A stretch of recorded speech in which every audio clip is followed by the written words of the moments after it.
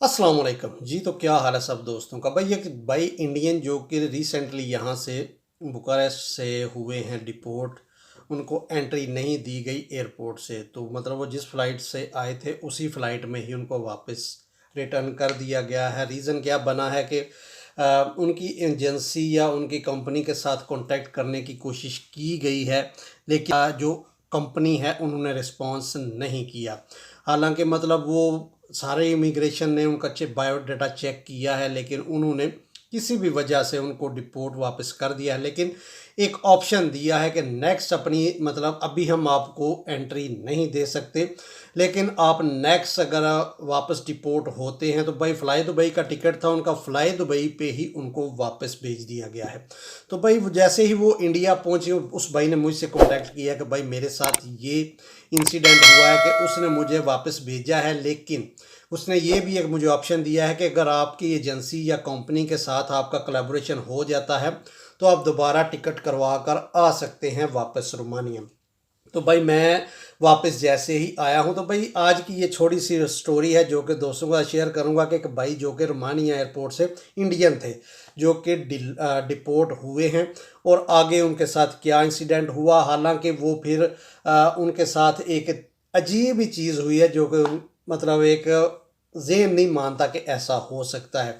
तो भाई वो जैसे ही इंडिया वापस लैंड हुए तो पहले नंबर पे तो वो जिस जिस भी मतलब वो फ़्लाई दुबई की फ़्लाइट पे आए थे, फ़्लाई दुबई की फ़्लाइट पे ही रिटर्न उनको किया गया है। और वहाँ पर इंडिया लैंड होते ही उनको उस फ़्लाई दुबई की रिटर्न टिकट की पेमेंट भी करना पड़ी है। इस सूरत में फिर उनको एयरपोर्ट से बाहर जाने दिया गया है। उसने फिर अपने भाई उस भाई ने अपनी रिटर्न टिकट जो कि फिर रिटर्न डिपोर्ट होकर रिटर्न ट्रैवल किया है उसकी टिकट भी वहाँ पर एयरपोर्ट पर पे करके तो फिर उसको रिलीज़ किया गया है। और ठीक 2 दिन के बाद वो एजेंसी या कंपनी के साथ अपना वो कोलैबोरेशन करके सारे मामलात हल करके जिस जो भी उनका मसला था दोबारा उन्होंने टिकट करवाई है और 3 से 4 दिन के बाद दोबारा उन्होंने सफ़र किया है और यहाँ पर बुखारेस्ट आए हैं। तो भाई उनको फिर उस एजेंसी या कंपनी के साथ रब्ता किया है तो वो बाकायदा उस बंदे को पिक करने गया है एयरपोर्ट से और फिर उसको मतलब कि एंट्री दी गई है। ये इंसिडेंट हुआ है लास्ट वीक, हो सकता है 2 4 5 दिन हुए हैं इस बात को। तो उस भाई ने फिर यहाँ पर आकर भी मुझसे रब्ता किया कि भाई मुझे एंट्री दी गई है सेकंड टाइम पे।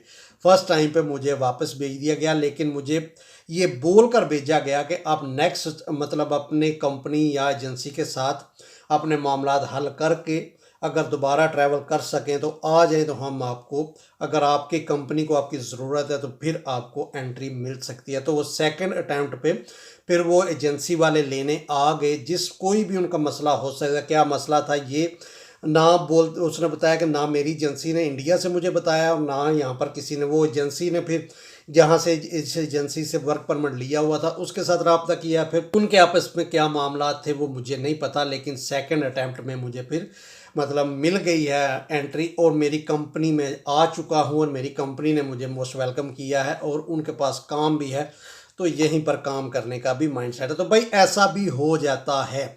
ये एक बहुत ही मतलब एक मेजर सा इंसिडेंट हुआ है कि सेकंड अटैम्प्ट पे आपको एंट्री मिली है, फर्स्ट अटैम्प्ट पे आपको एंट्री नहीं दी गई, आपको वापस कर दिया गया और आपकी वो वापसी की टिकट भी आपको पे करना पड़ी। आपको फिर आपसे आपके एयरपोर्ट से दोबारा फिर आपको इसी शर्त पर एग्जिट मिला कि आप वो टिकट पे करें रिटर्न की।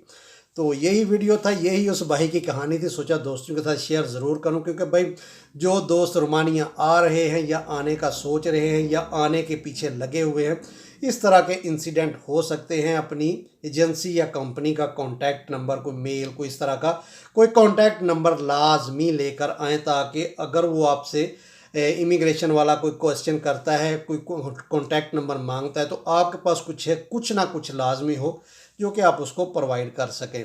वीडियो पसंद आए तो लाइक शेयर ज़रूर कीजिएगा। अल्लाह हाफिज़।